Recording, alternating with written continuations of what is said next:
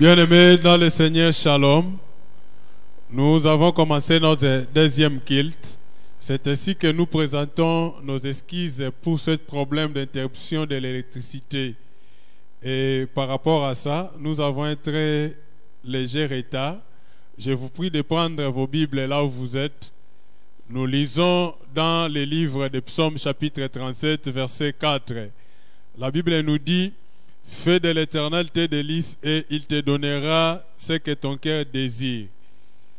Je vous invite à prier avec moi pour ce deuxième culte. Éternel, nous te dirons merci pour ce beau moment.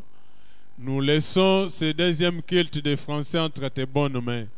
Sois ensemble avec nous dès le début jusqu'à la fin. Que ta grâce et ta présence soient avec nous dans le nom puissant glorieux de notre Seigneur Jésus-Christ. Nous avons ainsi prié. Amen. Oui, bien-aimé, fais de l'Éternel tes délices et il te donnera tout ce que ton cœur désire. En d'autres termes, cela veut dire que tu mets l'Éternel en priorité dans ta vie. Mets de l'Éternel en première position dans ta vie. Nous allons rendre grâce à Dieu pour cette journée merveilleuse qu'il nous a donnée. Prions pour l'amour du Seigneur. Rends grâce à Dieu pour ces bons moments. Prie là où tu es. Prie. Rends grâce à Dieu. Éternel, nous te rendons grâce parce que tu es merveilleux. Merci pour ces beaux moments encore que tu nous as donnés. Et nous te remercions parce que tu nous as protégés, dira, tout au long de la semaine. Et nous voici arrivés en ce lieu pour glorifier ton honneur. Merci encore parce que ta main de compassion est avec nous. Que ta présence règne sur ces lieux et que ta grâce soit ensemble avec nous. Dans le nom puissant, glorieux de notre Seigneur Jésus-Christ, ainsi prier et nous disons Amen. Pour ne pas perdre le temps, je vous prie de plier vos têtes là où vous êtes, dans vos salons, parce que nous voulons prier pour la parole. Inclinons nos têtes, nous prions pour la parole. Seigneur Père de gloire, nous laissons cette étape entre tes bonnes mains. Que la parole de ce matin soit une parole qui va donner la vie pour tes enfants. Bénis les prédicateurs de ce matin que vous avez choisi pour bénir le peuple de Dieu. Qu'il soit utilisé rien que par la présence du Saint-Esprit. Que ta présence, Père de gloire, règne dans nos familles. Là où nous nous trouvons dans nos salons, que nous voulons écouter cette parole comme une action de grâce dans le nom puissant glorieux de notre Seigneur Jésus-Christ. Nous avons ainsi prié. Amen.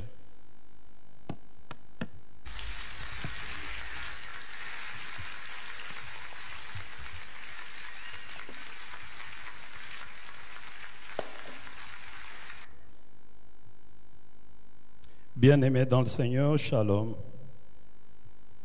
Une fois de plus, nous vous présentons nos excuses pour ces grands retards avec lesquels nous commençons ces cultes. Nous aurions bien voulu commencer un peu plus tôt, mais nous avons été trahis par la fourniture en énergie électrique.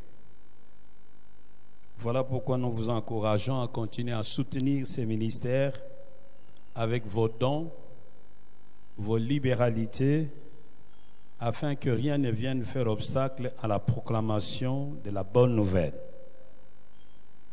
Ceci dit, je vous prie de vous lever, d'ouvrir vos Bibles. Nous allons lire le psaume, chapitre 1. Psaume, chapitre 1. J'ose croire que vous y êtes. Nous allons lire depuis le premier verset jusqu'au 6e verset. Heureux l'homme qui ne marche pas selon le conseil de méchants, qui ne s'arrête pas sur la voie des pécheurs et qui ne s'assied pas en compagnie des moqueurs, mais qui trouve son plaisir dans la loi de l'Éternel et qui la médite jour et nuit. Il est comme un arbre planté près d'un courant d'eau qui donne son fruit en sa saison et dont le feuillage ne se flétrit point. tout ce qu'il fait lui réussit. Il n'en est pas ainsi de méchants. Ils sont comme la paille que le vent dissipe. C'est pourquoi les méchants ne résistent pas au jour du jugement, ni les pécheurs dans l'assemblée de justes. Car l'Éternel connaît la voie des justes, et la voie des pécheurs mène à la ruine. J'aimerais attirer votre attention sur le verset 3e. Tout ce qu'il fait lui réussit. Notre thème, c'est comment réussir dans la vie. Nous te bénissons, notre Père et notre Dieu, pour la grâce que tu nous accordes d'être en ce lieu pour parler en ton nom à ton peuple. Viens, Seigneur, glorifie-toi au milieu de nous et fais-nous du bien. Au nom de Jésus-Christ de Nazareth, nous avons prié. Amen. Comment réussir dans la vie? Et ce texte nous parle d'un homme qui réussit dans tout ce qu'il entreprend et qui, par conséquent, est réputé heureux. Bien-aimés, d'après la parole de Dieu, il y a moyen de vivre une vie heureuse ici-bas sur cette terre avant d'entrer dans le ciel de notre Père céleste. Il y a moyen de bien vivre ici-bas avant l'au-delà. Dieu ne nous a pas créés pour une vie de misère. Dieu nous veut heureux.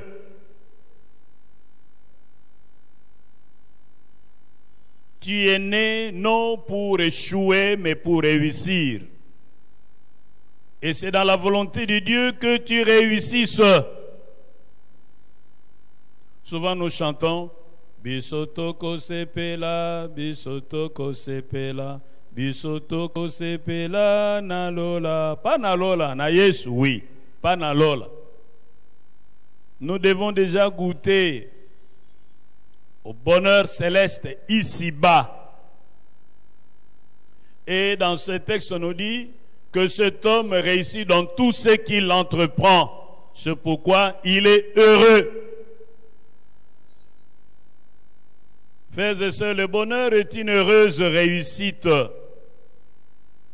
Un homme heureux, c'est celui qui a découvert les objectifs divins dans sa vie et qui les a atteints. Ici, je parle d'une heureuse réussite en contraste avec une malheureuse réussite. Seule la bénédiction de l'Éternel enrichit et ne la fait suivre d'aucun chagrin. Il n'y a que elle qui peut nous conduire ou nous introduire dans une heureuse réussite. Mais il y a aussi de malheureuses réussites. Celles qui sont fondées sur une conscience chargée, fondée ou bâtie sur les malheurs des autres. Cette réussite qui est soumise à beaucoup d'interdits. Un bonheur apparent, mais en réalité, il n'est pas là parce qu'il n'y a pas de joie, il n'y a pas de paix, il n'y a pas de liberté. Un bonheur qui est limité dans le temps et disparaît avec celui qui l'a apporté. Un bonheur accompagné par de troubles, de maladies inexplicables. C'est pourquoi l'auteur sacré dans Proverbe 13, verset 11 dit « La richesse mal acquise diminue, mais celui qui amasse peu à peu l'augmente. »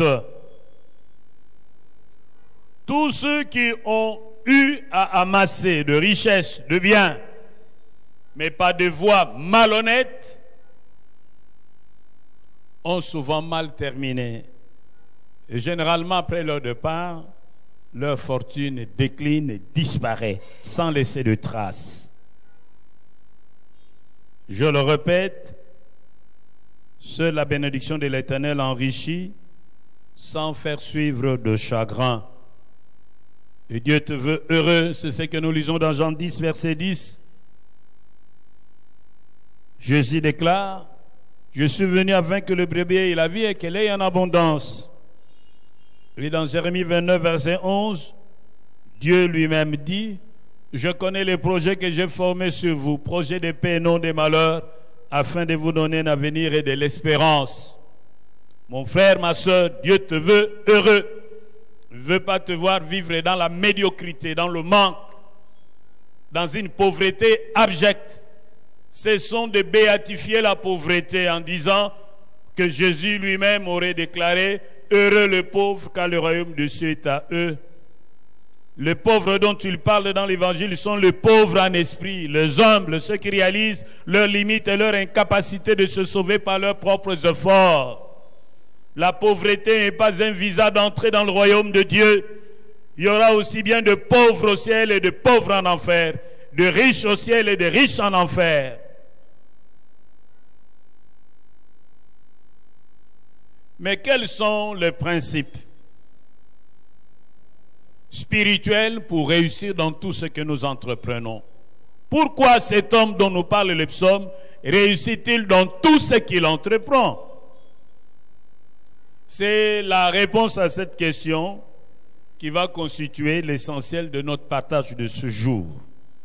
Et pour cela, je m'en vais glaner 5 principes à partir de ce texte. Nous l'abordons à partir du 3e verset. Tout ce qu'il fait, lui réussit. Alors, nous allons relire le texte pour voir qu'est-ce qui fait que cet homme réussisse dans tout ce qu'il fait. Premièrement, c'est parce que cet homme ressemble à un arbre planté par Dieu. Lorsque nous allons dans la forêt, nous avons affaire à 2 sortes d'arbres. Les arbres plantés et les arbres qui ont poussé d'eux-mêmes. Moi, je plante les orangers. Après les germoirs, nous avons les porte-greffes. Après, nous greffons. Après le greffage, nous allons préparer le terrain. Nous préparons le terrain, on débroussaille, on dessouche, et puis nous passons au piquetage. Et après suit la trouaison. La dernière étape, c'est cette étape qui consiste à mettre les plantules dans la terre. Mais nous les faisons d'une manière ordonnée, bien rangée. 7 mètres sur la ligne et 6 mètres entre les lignes. Vous voyez? Mais les arbres qui n'ont pas été plantés poussent dans le désordre. Quelqu'un peut avoir son orange, mange son orange, jette les graines d'orange qui vont tomber n'importe où, et quelque temps après, puisque nous avons un sol fertile, l'oranger va pousser. Mais l'arbre planté, la semence est choisie. Elle est dans la main de Dieu. Cette semence est plantée là où il faut. Cette semence est plantée au moment opportun. Le bonheur ou la réussite pour cet arbre ne dépend ni de lieu ni de circonstances, mais de Dieu lui-même. Car Dieu peut changer les temps et les circonstances en sa faveur. C'est ce que nous lisons dans Daniel 2, 21. Dieu peut transformer les déserts en terre fertile.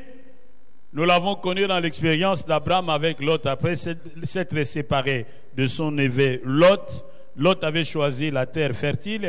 Il avait laissé à son oncle la terre où il y avait plein de cailloux, une terre infertile. Mais Dieu a opéré un miracle en faveur d'Abraham. La terre, curieusement, est devenue fertile. Dieu peut donner une grande récolte au milieu de la sécheresse. Étant planté par Dieu, cet arbre est soigné par Dieu. Il ressemble à la vigne de l'Éternel dont on nous parle dans Ésaïe 5, versets 1 à 2. Dieu va protéger cet arbre. Vous savez, lorsque nous plantons les orangers, quelque temps après, l'oranger pousse, sort de feuilles. Il y a des ennemis qui viennent attaquer ces feuilles.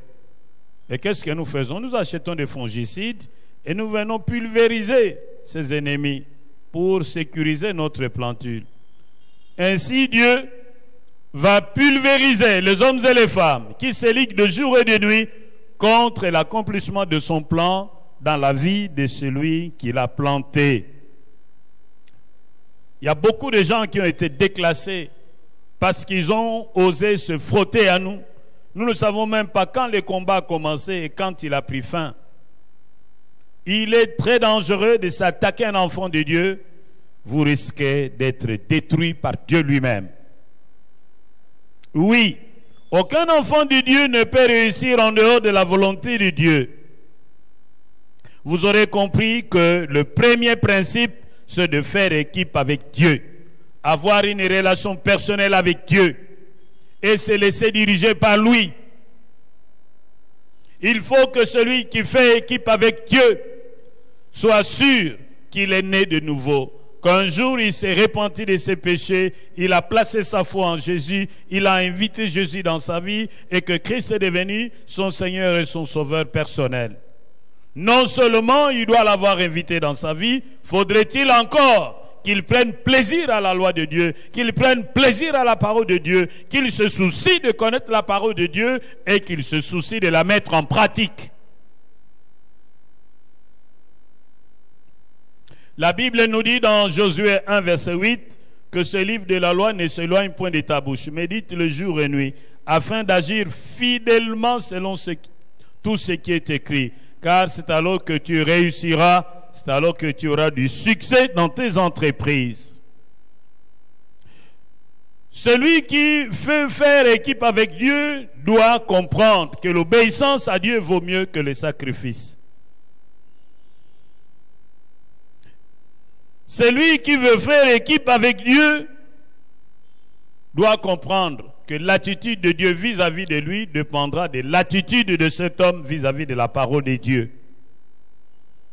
Dieu honore celui qui l'honore et il méprise celui qui le méprise. Dans Proverbe 16, verset 3, la Bible déclare « Recommande à l'Éternel tes œuvres et tes projets réussiront. »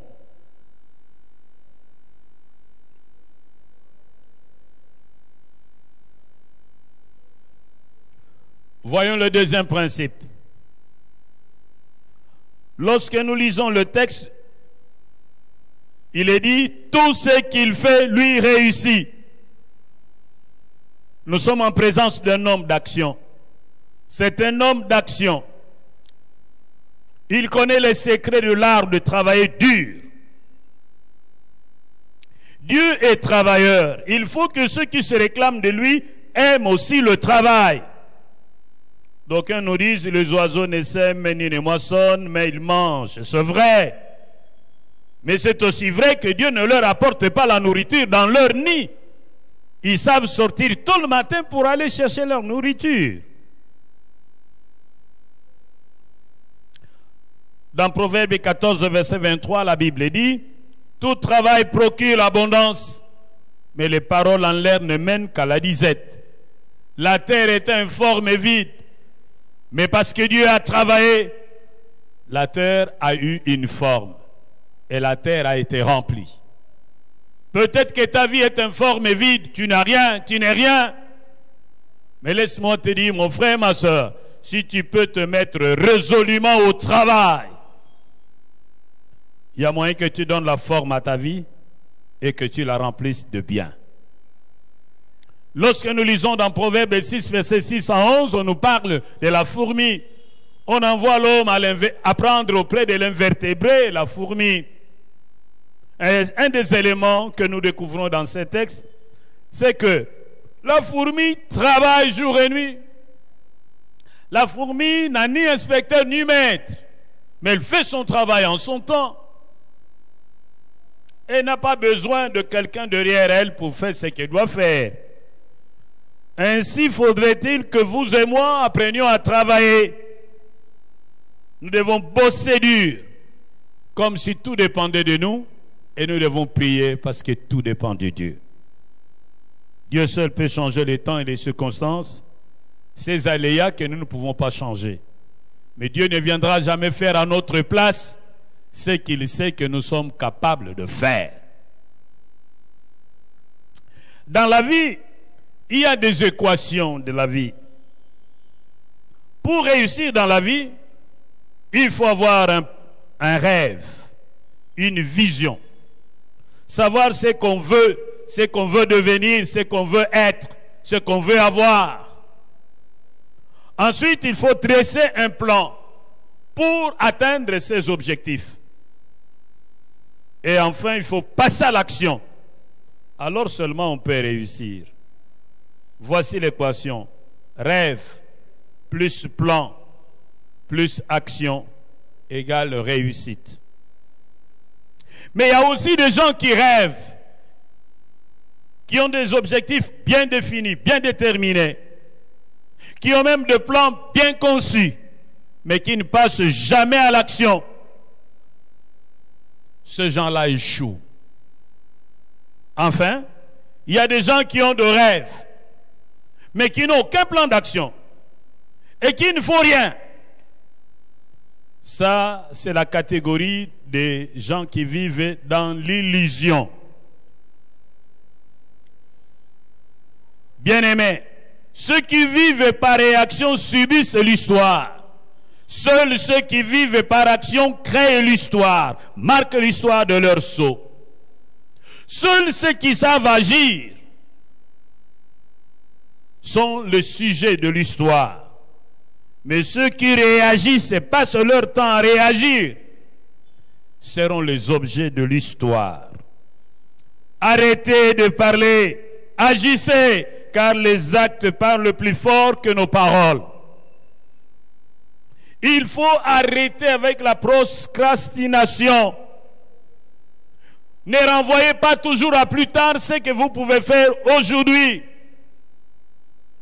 Apprenez à gérer le temps et les opportunités qui se présentent à vous. Car le temps est une ressource qu'on ne peut pas économiser. Il passe pour toujours. Le temps passe et il ne revient plus. Faites attention, il y a aussi des opportunités qui passent et qui ne peuvent revenir. Si Bartimée n'avait pas exploité à bon escient l'opportunité du passage de Jésus par Jéricho, je crois que Bartimée serait demeuré dans le noir, parce que Jésus est passé, il n'est plus revenu. Bien-aimés, apprenez à exploiter les temps et les opportunités qui se présentent à vous. Il y a un proverbe de chez nous, un dicton de chez nous, qui dit ceci: je vais traduire gratuitement pour vous. Lorsque vous quittez votre village, vous prenez votre fusil, vous allez en forêt à la recherche de gibier. Aussitôt que vous entrez dans la forêt, vous voyez l'écureuil. Vous vous dites, je ne peux pas gaspiller mes balles avec ce petit animal. Je vais au milieu de la forêt, je cherche les antilopes et les grandes bêtes. Vous continuez. Lorsque vous arrivez au milieu de la forêt, vous ne croisez aucune antilope, aucune grande bête. Vous décidez de rentrer. Et quand vous serez là, vous aurez vu l'écureuil, vous allez le chercher, il ne sera plus là. C'est pourquoi nos ancêtres disent que lorsque vous entrez dans la forêt, que vous trouvez l'écureuil, abattez-les, gardez-les dans un coin. Il se pourrait que là, dans la forêt, vous n'attrapiez point la grosse bête que vous désirez abattre. C'est comme qui dirait, exploitez toutes les opportunités qui se présentent à vous. Ne négligez rien, car ce que vous négligez aujourd'hui, vous le rechercherez demain, mais vous ne le trouverez peut-être plus. Gérez le temps avec sagesse, car le temps passe, il ne revient plus. Si vous plantez vos semences en dehors du temps qu'il faut, sachez que vous allez connaître un échec cuisant. Le meilleur moment d'agir, c'est maintenant, pas demain. Et la Bible dit, rachetez le temps, car les jours sont mauvais. Il ne faut pas attendre de réunir tout le moyen avant de passer à l'action. Va avec cette force que tu as, nous dit la Bible. Il ne faut pas vous sous-estimer pour fixer des objectifs faciles à atteindre. Fixez haut vos objectifs. Pensez grand et commencez petit. C'est très important. Beaucoup de directeurs sont des locataires, mais beaucoup de sentinelles sont des propriétaires de maisons. Pourquoi? Parce que le directeur attend réunir tous les moyens. Il a besoin d'un architecte qui doit payer pour lui faire un plan. Même pour dessiner les plans de votre propre maison, vous avez vraiment besoin d'un architecte. Oh, il a besoin d'un architecte qui doit lui faire un projet, les tirages des plans, des profils, tout ça, il paye l'argent. Et puis il a besoin d'un grand terrain. Et puis il a besoin de réunir tous les capitaux pour engager une entreprise.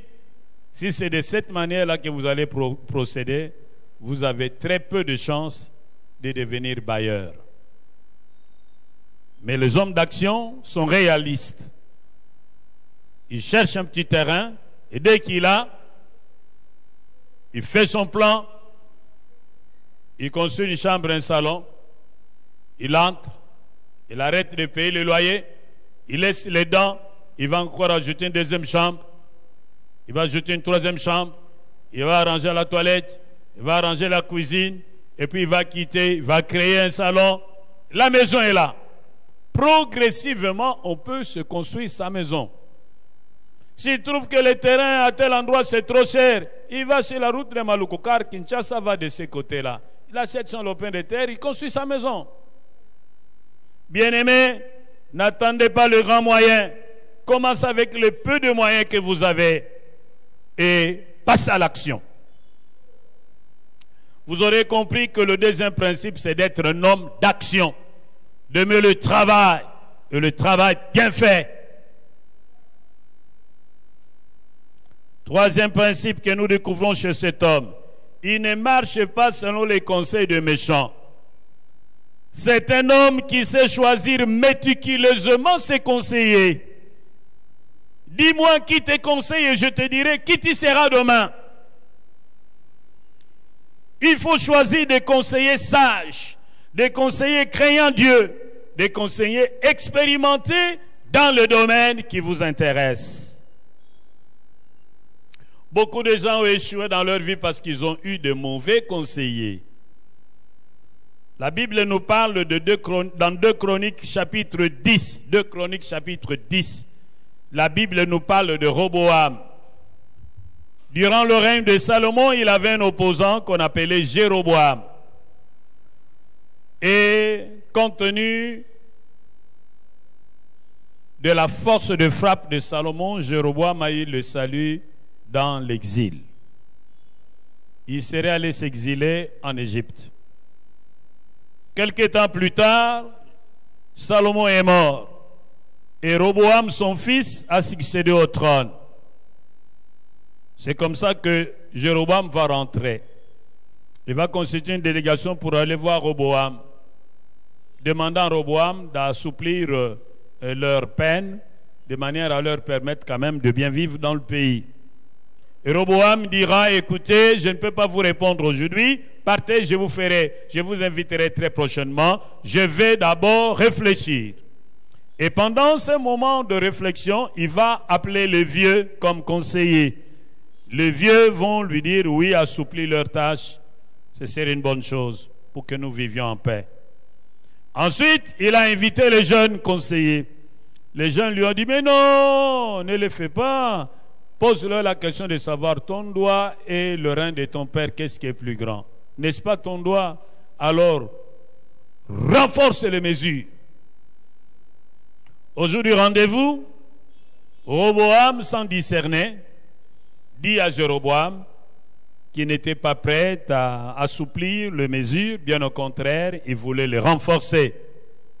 Sur ce, Jéroboam va se révolter pour dire, je n'ai plus rien à voir avec toi. Voilà ce qui est à la base de la division d'Israël en royaume du nord, en royaume du sud. Mon frère, ma soeur, tu dois apprendre à écouter les conseillers avec discernement.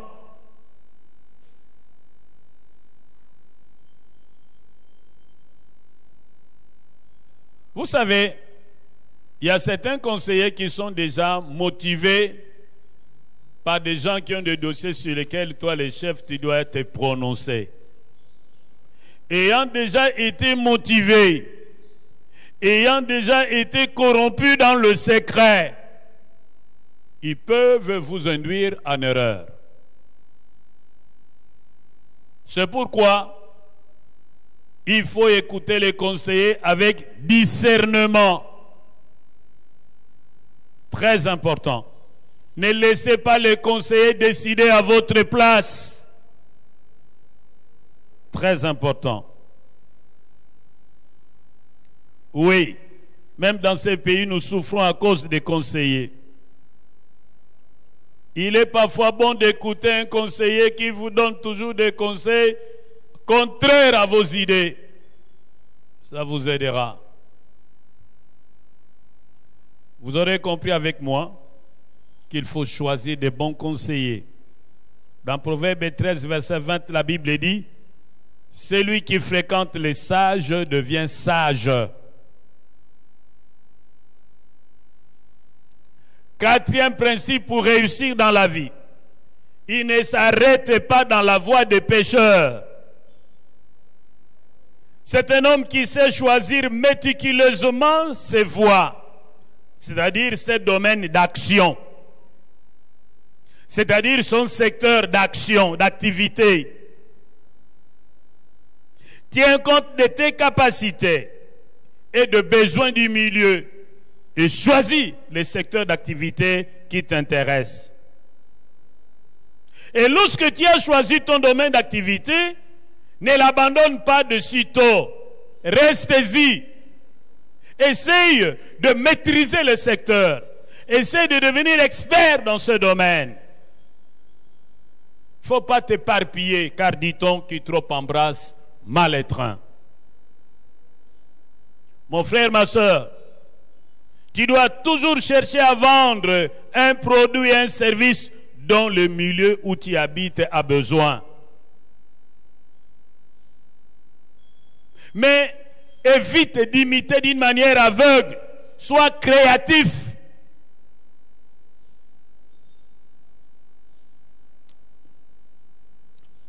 Dans notre dialecte, il y a un dicton.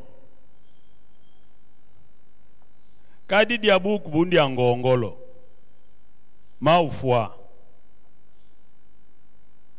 Il y a le mille pattes. Au village, quand vous allez en forêt, vous allez croiser les mille pattes. Et les mille pattes mangent certains champignons. Mais lorsque le mille pattes mange le champignon, même s'il est empoisonné, il n'en meurt pas. Alors on dit à l'homme, fais attention, ce n'est pas parce que les mille pattes mangent ces champignons que toi aussi tu dois le manger. Tu vas mourir. C'est comme qui dirait, n'imite pas l'autre d'une manière aveugle, parce que tu ne sais pas de quoi il est fait, comment il fonctionne. Sois toi-même. Tous les serpents ne marchent pas de la même manière. Très important. Mon frère, ma soeur, il te faut comprendre une bonne fois pour toutes que celui qui vit de son salaire court le risque de mourir pauvre. Tu dois choisir un domaine où tu interviens, soit pour vendre un service, soit pour vendre un bien. Ne te contente pas de ton salaire, car demain tu seras viré. Maintenant avec le coronavirus, beaucoup ont perdu leur emploi et les autres vont encore en perdre davantage. Mais si vous étiez patron de votre propre entreprise, vous ne perdrez pas votre emploi. Vous allez virer les autres pour comprimer vos dépenses et vous allez continuer à vivre. Détrompez-vous. Cette formule qui nous a été imposée par le colon. Vous terminez, vous naissez à 6 ans, vous allez à l'école primaire, 6 ans, vous allez à l'école secondaire, 5 ans, vous terminez l'université. Donc depuis votre naissance jusqu'à ce que vous aurez 23, 25 ans, vous êtes inutile dans la société, incapable de vous prendre en charge. Mauvais schéma. Oublions aussi cette idée qui veut nous faire croire que pour réussir dans la vie, il faut un diplôme. Non, c'est un mythe. Le diplôme n'est pas la voie obligée pour réussir dans la vie. Quand je parle de réussir dans la vie, devenir un homme capable de se prendre en charge, utile à la société et utile à Dieu. Le diplôme n'est pas la voie obligée. Il y a beaucoup de gens qui ont des diplômes qui sont nulle part. C'est pourquoi je conseille aux parents, envoyez votre enfant à l'école primaire, c'est bon, il doit avoir un enseignement fondamental pour qu'il sache lire, écrire et calculer. Et puis, vous l'envoyez à l'école secondaire, il termine, avant qu'il aille à l'université, envoyez-le à l'INPP, qu'il apprenne un métier. Et puis, il commence à faire ses métiers, exercer ses métiers, qui lui permet de se prendre en charge. Alors, vous l'envoyez, il peut aller faire l'université au cours du soir. Et quand il va terminer, il ne va pas chercher un emploi, il aura déjà son emploi, qu'il pourra développer grâce aux connaissances qu'il aura acquises à l'université. Soyons inventifs, soyons créatifs. Ne marchons pas sur des chemins battus. Nous devons créer notre propre chemin. Je le répète, celui qui vit de son salaire court le risque de mourir pauvre. Commencez votre petite activité génératrice de revenus à côté du travail que vous faites. Et développez cette activité. Cinquième et dernier conseil. Il ne s'assied pas en compagnie de moqueurs. Cet homme choisit bien ses partenaires. C'est pourquoi, mon frère, tu dois t'associer à ceux qui ont réussi. Ne t'associe pas à ceux qui ont échoué. Ils sont marqués par la négativité, par le pessimisme. Ils voient l'échec partout. Oh, si tu fais ça, tu vas échouer. Mais pourquoi tu ne peux pas penser à la réussite? Oh, tous ceux qui ont fait ceci n'ont pas réussi. Mais pourquoi tu ne peux pas faire exception? Choisis bien tes partenaires. Éloigne-toi de ceux qui sèment le doute en toi. Éloigne-toi de ceux qui t'amènent à douter de toi-même, douter de tes propres capacités. Attache-toi à ceux qui peuvent te motiver. Éloigne-toi de ceux qui ont des pensées négatives. Éloigne-toi de ceux qui sont pessimistes. Cherche ceux qui sont optimistes, qui peuvent te pousser d'aller de l'avant. Si tu veux faire le commerce, choisis ceux qui ont déjà fait le commerce. Fais-toi coacher par eux. Si tu veux faire l'élevage, choisis ceux qui ont fait l'élevage. Fais-toi coacher par eux.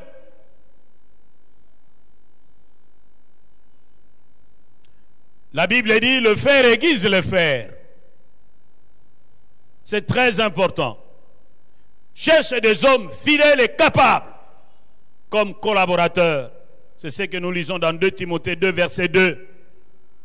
La Bible dit, beaucoup de gens proclament leur bonté, mais un homme fidèle, qui le trouvera?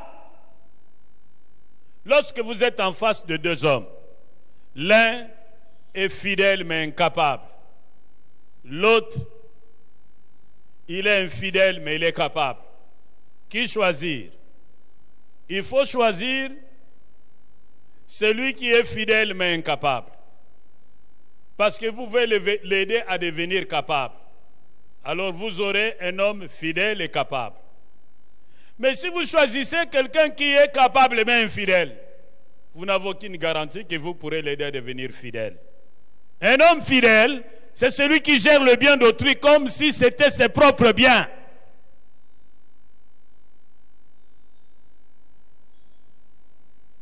Qui sait garder une certaine distance biotopique entre lui et le bien d'autrui.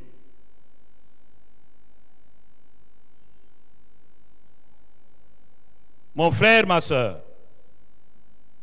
ce texte, nous l'avons abordé, nous avons tenté de le lire à partir du 3e verset pour essayer de comprendre le reste du texte. Et de cette lecture pragmatique, nous avons dégagé 5 principes pour réussir dans la vie. Le premier, c'est de faire équipe avec Dieu, chercher à connaître sa volonté, chercher à faire sa volonté, car nous ne serons jamais heureux tant que nous serons en dehors de la volonté de Dieu. Et lorsque nous serons dans la volonté de Dieu, Dieu changera les temps et les circonstances à notre faveur. Deuxième principe, il faut être un homme d'action. Il faut savoir gérer les temps et les opportunités. Il faut éviter la procrastination, le fait de renvoyer à plus tard ce qu'on peut faire aujourd'hui. Troisième principe, nous devons savoir choisir des bons conseillers, des conseillers optimistes, des conseillers craignant Dieu, des conseillers expérimentés, des conseillers qui ne nous flattent pas. Quatrième principe, nous devons savoir choisir notre domaine d'action. Soit un domaine de vente de services, soit un domaine de vente de produits. Cessez de vivre du salaire. Cherchez votre autonomie financière en créant vos propres activités génératrices de revenus. Enfin, le cinquième principe, savoir choisir ses collaborateurs, des hommes fidèles et capables. Entre un homme fidèle et incapable, un homme capable mais infidèle, choisissez un homme fidèle mais incapable, parce que vous pouvez l'aider à devenir capable. Mais si vous choisissez un homme capable mais infidèle, vous n'êtes pas le Saint-Esprit pour le transformer en un homme fidèle. De tout ce que nous avons lu, qu'est-ce qui vous a fait défaut? Est-ce que vous êtes sur la liste de ceux qui vont réussir ou de ceux qui vont échouer? Que le Seigneur bénisse sa parole.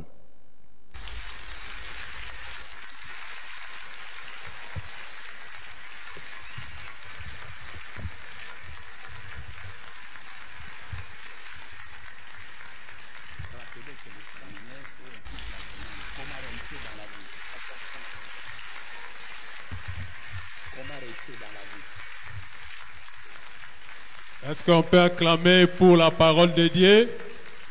Là où vous êtes à la maison, acclamez pour le roi des rois. Acclamez encore, acclamez, acclamez pour le Seigneur des seigneurs. Bien, merci. C'est le moment bien choisi pour les communiquer. Nous donnons les communiqués de l'Église. L'Église nous informe que le séminaire commence demain lundi. C'est pour toute la semaine. Donc, du lundi 8 juin 2020 au vendredi 12 juin 2020. Et notre séminaire a pour thème « Comment réussir dans la vie ». Cela va se passer chaque jour à la radio à partir de 19h. Et le texte de base, c'est dans le livre de Psaumes chapitre 1, du verset 1er au verset 6. Je répète, notre séminaire commence demain lundi. Lundi 8 juin 2020 au vendredi 12 juin 2020. À partir de 19h, nous allons suivre ça à la radio, a pour thème « Comment réussir dans la vie ». C'est le thème que l'homme de Dieu va développer, dira tout au long de la semaine, du lundi au vendredi. Il ne faut pas manquer à 19h à la radio Shalom Africa. Et vous allez nous suivre sur notre page Facebook Média Shalom Christ Pain de Vie chaque jour à partir de 17h30. Pour vos offrandes, envoyez ça dans le numéro RTL Mani plus 243 97 077 12 58. Et vos ADG, envoyez ça dans le numéro Orange Money plus 243 85 37 23 141. Pour les dîmes et autres soutiens, vous devez envoyer dans les numéros suivants plus 243 820 33 33 60. Je répète pour la dernière fois, offrande. Envoyez vos offrandes et l'argent de la construction sur les numéros plus 243 97 077 12 58 ADG ou Action de grâce plus 243 85 37 23 141.